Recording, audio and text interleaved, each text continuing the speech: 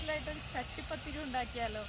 ചട്ടിപ്പത്തിരി എന്ന് പറഞ്ഞിട്ടുണ്ടെങ്കിൽ ഞാൻ ഉദ്ദേശിക്കുന്നത് പല രീതിയിൽ നമുക്ക് ചട്ടിപ്പത്തിരി ഉണ്ടാക്കാം. ഇപ്പോൾ ചിക്കൻ ഉപയോഗിച്ചിട്ട് ചെയ്യാം, ഫിഷ് ഉപയോഗിച്ചിട്ട് ചെയ്യാം, എഗ്ഗ് മാത്രം യൂസ് ചെയ്തിട്ട് ചെയ്യാം. ഞാൻ ചെയ്യാറുള്ളത് കിച്ചൂസിന് ഏറ്റവും ഇഷ്ടപ്പെട്ട ചെമ്മീൻ ചട്ടിപ്പത്തിരിയാണ്. അപ്പോൾ ഇന്ന് എല്ലാവർക്കും ചെമ്മീൻ ചട്ടിപ്പത്തിരി തന്നെ ഷെയർ ചെയ്യാമെന്ന് വിചാരിച്ചു. കിച്ചൂസിൻ്റെ ഒരു ഫേവറേറ്റ് ആയിട്ടാണ് കേട്ടോ. കിച്ചൂസിന് ചെമ്മീൻ കൊണ്ട് ഏത് ഡിഷ് ഉണ്ടാക്കിയാലും വളരെ ഇഷ്ടമാണ്. ഇടയ്ക്ക് ഞാൻ ഉണ്ടാക്കി കൊടുക്കാറുള്ളതാണ് ചെമ്മീൻ ചട്ടിപ്പത്തിരി. അപ്പോൾ കിച്ചൂസിന് പ്രിയപ്പെട്ട വിഭവം എല്ലാവർക്കും ഒന്ന് ഷെയർ ചെയ്യാൻ തീരുമാനിച്ചു. നമ്മൾ എത്ര ലെയർ പത്തിരി വേണം എന്നുള്ളത് മാത്രം നമ്മുടെ ഇഷ്ടത്തിന് തീരുമാനിക്കുക. എത്ര ലെയർ ആയാലും കുഴപ്പമില്ല. അതുപോലെ തന്നെ നമ്മൾ ചെമ്മീൻ ചട്ടിപ്പത്തിരി ഉണ്ടാക്കുമ്പോൾ ചെറിയ ചെമ്മീൻ, വല്ലാതെ വലിപ്പം കൂടിയ ചെമ്മീൻ യൂസ് ചെയ്യരുത്. ഒരു മീഡിയം വലിപ്പത്തിലുള്ള ചെമ്മീൻ യൂസ് ചെയ്തിട്ട് ചെയ്യുക. വളരെ എളുപ്പത്തിൽ തന്നെ നമുക്ക് ഈ റംസാൻ നോമ്പ് കാലത്ത് ചട്ടിപ്പത്തിരി റെഡിയാക്കി എടുക്കാം. അപ്പോൾ എല്ലാവർക്കും നമ്മുടെ കിച്ചൂസിന്റെ പ്രിയപ്പെട്ട ചെമ്മീൻ ചട്ടിപ്പത്തിരി എങ്ങനെയാണ് ഉണ്ടാക്കുന്നതെന്ന് ഞാനിപ്പോൾ കാണിച്ചു തരാം കേട്ടോ. അപ്പോൾ നമുക്ക് ചട്ടിപ്പത്തിരി ഉണ്ടാക്കി തുടങ്ങാം. ചട്ടിപ്പത്തിരി ഉണ്ടാക്കാൻ ആവശ്യമായിട്ടുള്ള ഇൻഗ്രീഡിയൻസ് എന്തൊക്കെയാണെന്ന് വെച്ചിട്ടുണ്ടെങ്കിൽ,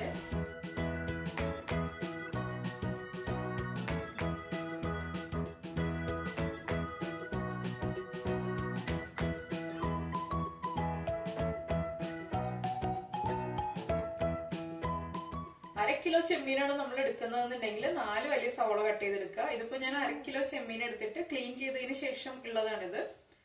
അപ്പോ വലിയ ചെമ്മീൻ ആയതുകൊണ്ട് ചെറിയ പീസായിട്ട് കട്ട് ചെയ്തെടുത്താണ്. ചട്ടിപ്പത്തിരി ഉണ്ടാക്കുമ്പോൾ എപ്പോഴും മീഡിയം വലിപ്പത്തിലുള്ള ചെമ്മീനാണ് നമുക്ക് നല്ലത്. പക്ഷെ അങ്ങനെ കിട്ടിയില്ല എന്നുണ്ടെങ്കിൽ വലിയ പ്രോൺസ് വാങ്ങിച്ചിട്ട് ഇതുപോലെ ചെറുതായിട്ട് കട്ട് ചെയ്തിട്ട് എടുക്കാം. ഈ ചെമ്മീനിൽ ഞാൻ എന്താ ചെയ്തിരിക്കുന്നതെന്ന് വെച്ചിട്ടുണ്ടെങ്കിൽ, ഒരു 1/2 ടീസ്പൂൺ മഞ്ഞൾപ്പൊടിയും 1/2 ടേബിൾ സ്പൂൺ മുളക് പൊടിയും കുറച്ച് ഉപ്പും ചേർത്തിട്ട് മാരിനേറ്റ് ചെയ്ത് വെച്ചതാണ്. ഇതിപ്പോ ഒരു 30 മിനിറ്റ് ആയി മാരിനേറ്റ് ചെയ്ത് വെച്ചിട്ടുള്ളത്. മിനിമം ഒരു 20 മിനിറ്റ് എങ്കിലും മാരിനേറ്റ് ചെയ്ത് വെക്കുക. അപ്പൊ നമ്മള് കുക്കിംഗ് സ്റ്റാർട്ട് ചെയ്യുന്നതിന് മുന്നേ ആയിട്ട് പ്രോൺസ് മാരിനേറ്റ് ചെയ്ത് വെക്കുക. പിന്നെ നമ്മൾ എടുത്തിട്ടുള്ളത് കുറച്ച് കുരുമുളക് പൊടി എടുത്തിട്ടുണ്ട്. പിന്നെ ഇഞ്ചിയും പച്ചമുളകും വെളുത്തുള്ളിയും ചേർത്തിട്ട് ചതച്ചെടുത്തിട്ടുണ്ട്. 5 പച്ചമുളക്, 2 വലിയ പീസ് ഇഞ്ചി, 6 അല്ലി വെളുത്തുള്ളി, ഇത്രയാണ് എടുത്തിട്ടുള്ളത്. അത് നന്നായിട്ട് മിക്സിയിൽ ചതച്ചെടുത്തു. പിന്നെ വലിയ തക്കാളി ആണെങ്കിൽ ഒരു വലിയ തക്കാളി, ഇല്ലെങ്കിൽ ചെറിയ 2 തക്കാളി എടുക്കുക. കറിവേപ്പില, മുട്ട, മൈദപ്പൊടി, വെളിച്ചെണ്ണ, ഉപ്പ്, പിന്നെ നമുക്ക് വെള്ളം ആവശ്യമുണ്ട്. അപ്പൊ ഞാനിത് വെളിച്ചെണ്ണയിൽ തന്നെയാണ് ചെയ്യുന്നത്. നമ്മള് ട്രഡീഷണൽ ആയിട്ടുള്ള ഡിഷൊക്കെ ചെയ്യുമ്പോൾ വെളിച്ചെണ്ണ യൂസ് ചെയ്തിട്ട് തന്നെ ചെയ്യുന്നതാണ് ടേസ്റ്റ് ഉണ്ടാവുള്ളൂ. അപ്പൊ ആദ്യം നമ്മള് കുക്കിംഗ് സ്റ്റാർട്ട് ചെയ്യുന്നതിന് മുന്നേ തന്നെയായിട്ട് പ്രോൺസ് ഒന്ന് മാരിനേറ്റ് ചെയ്ത് വെക്കുക. മസാല റെഡിയാക്കാം. ഇപ്പൊ നമ്മുടെ പാൻ നന്നായിട്ട് ചൂടായിട്ടുണ്ട്. ചൂടായ പാനിലേക്ക് നമുക്ക് കുറച്ച് വെളിച്ചെണ്ണ ചേർക്കാം.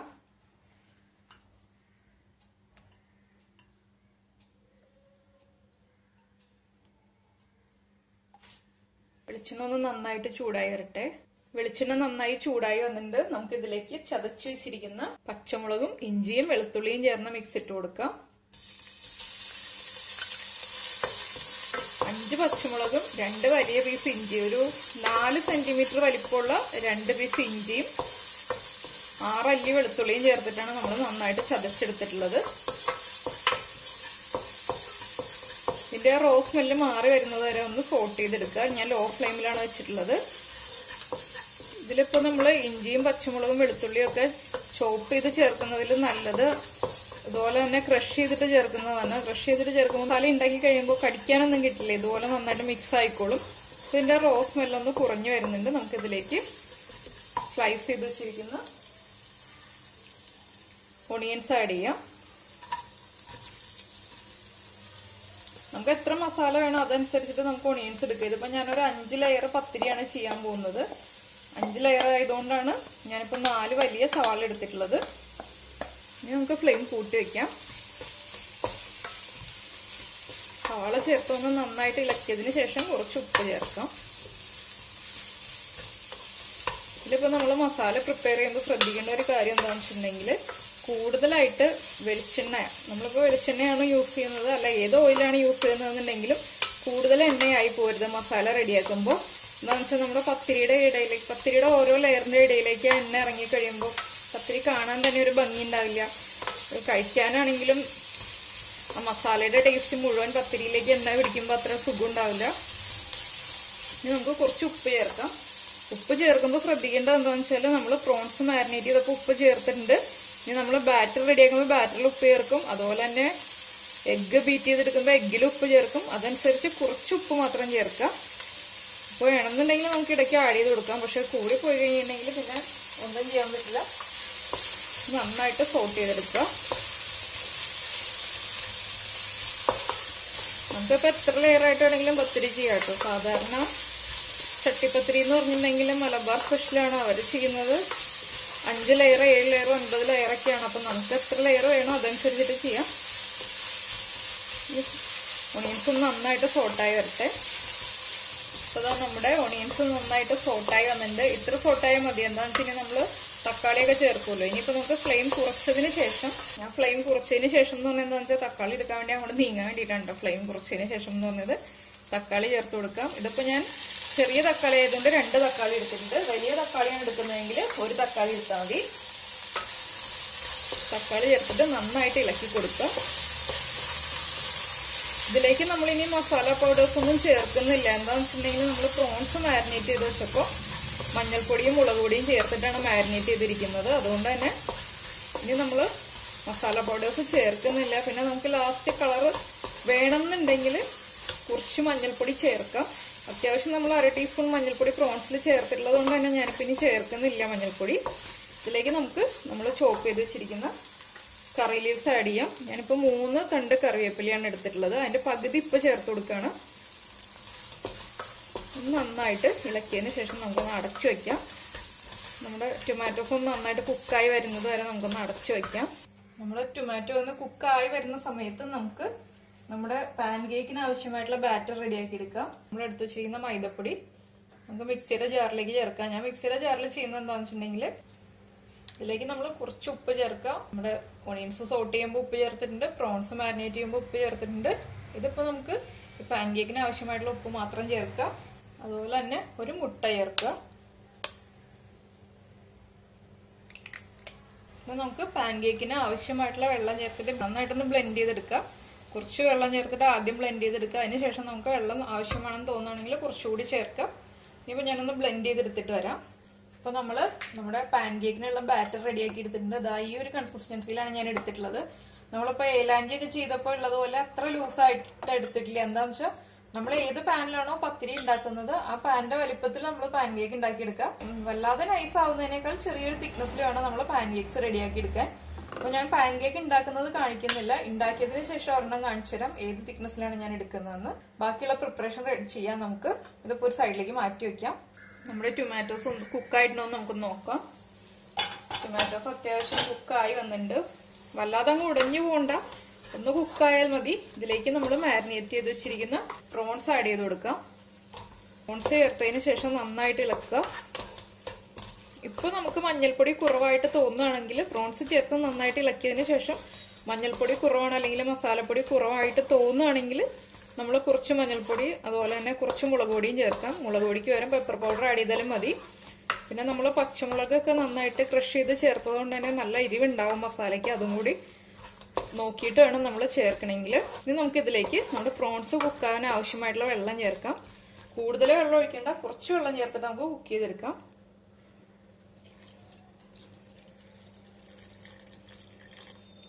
കുറച്ച് വെള്ളം ചേർത്തിട്ട് ഇളക്കി നോക്കുക. അതിനുശേഷം വെള്ളം ആവശ്യമാണെന്ന് തോന്നുകയാണെങ്കിൽ നമുക്ക് വെള്ളം ചേർക്കാം. ഇതിപ്പോ ഞാൻ ആദ്യം കുറച്ച് വെള്ളം ഒഴിച്ചു. വെള്ളം കുറച്ച് കുറവാണ്, നമുക്ക് കുറച്ചുകൂടി വെള്ളം ചേർക്കാം.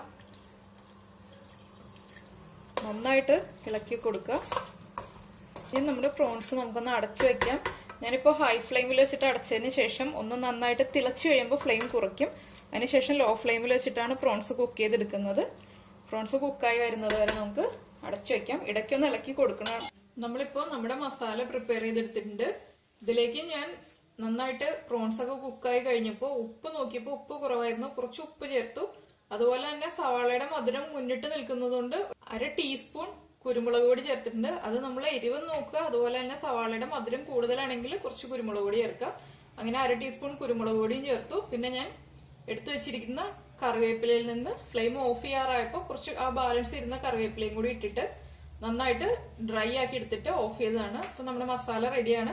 ഈ മസാല റെഡി ആവുന്ന സമയത്ത് ഞാൻ പാൻ കേക്ക്സ് റെഡിയാക്കി എടുത്തു. ഇതുണ്ടോ, അതുപോലെ കുറച്ച് തിക്നെസ്സിൽ, വളരെ തിന്നായിട്ടല്ല, നമ്മുടെ ഏലാഞ്ചിയൊക്കെ പോലെ വളരെ തിന്നായിട്ടല്ല, ചെറിയ തിക്നെസ്സിൽ നമ്മൾ ഏത് പാനിലാണോ പത്തിരി ഉണ്ടാക്കുന്നത് ആ പാനിന്റെ വലിപ്പത്തിൽ നമ്മൾ പാൻ കേക്ക്സ് റെഡിയാക്കി എടുക്കാം. ഇപ്പൊ നമ്മള് 5 ലെയർ പത്തിരിയാണ് ചെയ്യുന്നതെങ്കിൽ 7 പാൻകേക്സ് റെഡിയാക്കുക. അതെന്താണ് ഞാൻ 7 പാൻകേക്സ് റെഡിയാക്കുക എന്ന് പറഞ്ഞതെന്ന് വെച്ചിട്ടുണ്ടെങ്കിൽ നമ്മളിപ്പോ ഏറ്റവും അടിയിലൊരു പാൻകേക്ക് വെക്കുക, അതിനുശേഷം ഏറ്റവും മുകളിൽ വരുമ്പോഴും പാൻകേക്ക് വെച്ച് കൊടുക്കണം. അതുകൊണ്ടാണ് 7 എണ്ണം എന്ന് പറഞ്ഞത്. പിന്നെ ഇപ്പൊ നമ്മൾ തിന്നായിട്ടാണ് പാൻകേക്ക് ഉണ്ടാക്കുന്നതെന്നുണ്ടെങ്കിൽ, അല്ലെങ്കിൽ ഇപ്പൊ ഉണ്ടാക്കിയപ്പോ തിന്നായി പോയി എന്നുണ്ടെങ്കിൽ ഒരു ഓപ്ഷൻ കൂടി പറയാം. ഏറ്റവും അടിയിലത്തെ ലെയർ വെക്കുമ്പോൾ നമ്മൾ 2 പാൻകേക്ക് വെച്ച് കൊടുക്കുക. അങ്ങനെ ആകുമ്പോൾ തിന്നായിട്ടുള്ള ലെയർ ആയാലും കുഴപ്പമില്ല. നമ്മൾ ഒരു പാൻകേക്ക് ഉണ്ടാക്കിയിട്ട് നോക്കുക. അപ്പൊ പാൻകേക്ക് വല്ലാതെ തിന്നായിട്ടാണ് വരുന്നതെങ്കിൽ കുറച്ചുകൂടി മൈദപ്പൊടി ചേർത്തിട്ട് മിക്സ് ചെയ്തെടുത്താൽ മതി. ഇല്ലാന്നുണ്ടെങ്കിൽ 2 പാൻകേക്ക് വെക്കുക. എങ്ങനെയാണെന്ന് വെച്ചാൽ നമ്മുടെ സൗകര്യം പോലെ ചെയ്യാം. ഞാനിപ്പോ ഒരു പരന്ന പാത്രത്തിലാണ് മുട്ട പൊട്ടിച്ചെടുത്തിരിക്കുന്നത്. പരന്ന പാത്രത്തിൽ എടുത്തതിന്റെ കാര്യം എന്താണെന്ന് വെച്ചാൽ പാൻകേക്ക് നമ്മൾ മുട്ടയിലേക്ക് ഡിപ്പ് ചെയ്തതിന് ശേഷമാണ് നമ്മൾ പത്തിരി ഉണ്ടാക്കുന്ന പാനിലേക്ക് വെച്ചു കൊടുക്കുന്നത്. അപ്പൊ നമുക്ക് പാൻകേക്ക് ഡിപ്പ് ചെയ്തിട്ട് എടുക്കാനുള്ള എളുപ്പത്തിന് വേണ്ടിയിട്ടാണ് കുറച്ച് പരന്ന പാത്രത്തിൽ എടുത്തത്. ഇതിലേക്ക് കുറച്ച് ഉപ്പ് ചേർക്കാം. മുട്ടയ്ക്ക് ആവശ്യമായ ഉപ്പ് മാത്രം ചേർത്താൽ മതി. കുറച്ച് പെപ്പർ പൗഡർ ചേർക്കുക, ഒരു 1/4 ടീസ്പൂൺ പെപ്പർ പൗഡർ ചേർക്കുക. ഇത് നന്നായിട്ട് ബീറ്റ് ചെയ്തെടുക്കുക. നമുക്ക് നമ്മുടെ പത്തിരി സെറ്റ് ചെയ്ത് തുടങ്ങാം. ഈ പാനിലാണ് പത്തിരി ഉണ്ടാക്കുന്നത്. അതുകൊണ്ട് ഞാനിപ്പോ ഈ പാൻ എടുത്ത് വെച്ചിട്ടുണ്ട്. ഇതിലേക്ക് നമ്മള് പ്രിപ്പയർ ചെയ്ത് വെച്ചിരിക്കുന്ന ഒരു പാൻകേക്ക് എടുക്കുക. എഗ്ഗിലൊന്ന് ഡിപ്പ് ചെയ്യുക. 2 സൈഡും ഡിപ്പ് ആവണം. 2 സൈഡ് എഗ്ഗിൽ ഡിപ്പ് ചെയ്തതിനു ശേഷം നമ്മൾ ഈ പാനിലേക്ക് വെച്ചു കൊടുക്കുക. നമ്മൾ സ്റ്റൗവിൽ വെച്ചിട്ട് ചെയ്യുകയാണെങ്കിൽ കുറച്ച് ബുദ്ധിമുട്ടായിരിക്കും എല്ലാം കാണിക്കാൻ വേണ്ടിയിട്ട്. അതുകൊണ്ടാണ് ഞാനിപ്പോ ഇങ്ങനെ വെക്കുന്നത്. നമ്മുടെ ഫില്ലിംഗ് വെച്ചു കൊടുക്കാം. ഫില്ലിംഗ് നന്നായിട്ട് സ്പ്രെഡ് ആയിട്ട് വെച്ചു കൊടുക്കുക.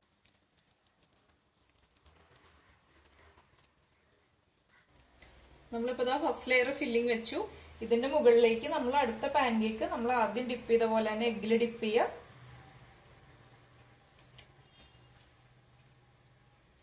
അപ്പൊ തിന്നായിട്ടുള്ള ലെയർ ആണെങ്കിൽ നമ്മൾ അടിയിൽ 2 പാൻകേക്ക് വെച്ചു കൊടുക്കുക. ഇതിപ്പോ അത്യാവശ്യം തിക്കായിട്ടാണ് ഞാൻ ഉണ്ടാക്കിയിട്ടുള്ളത്. അതുകൊണ്ട് ഒരു ലെയർ തന്നെ വെക്കുന്നുള്ളൂ.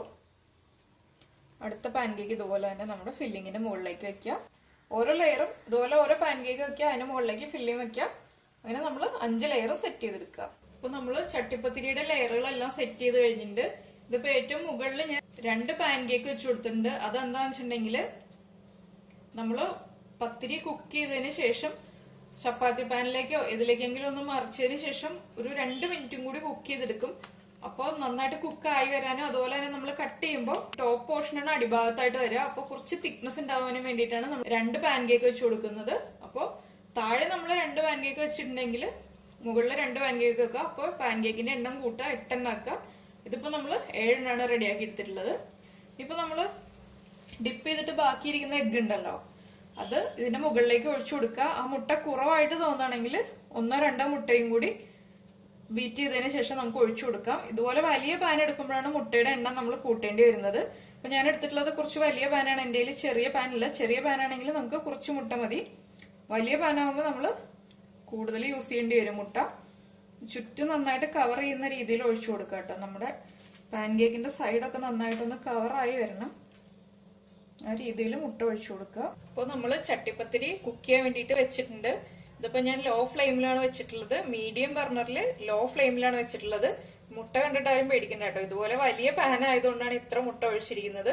പക്ഷെ ഇതിൽ ഈ സൈഡൊന്നും കവർ ആയിട്ടില്ല. ഇനിയും മുട്ട ഒഴിക്കുകയാണെങ്കിൽ ആൾക്കാർ വിചാരിക്കും ഞാൻ മുട്ടപ്പത്തിരിയാണ് ഉണ്ടാക്കുന്നതെന്ന് വിചാരിക്കും.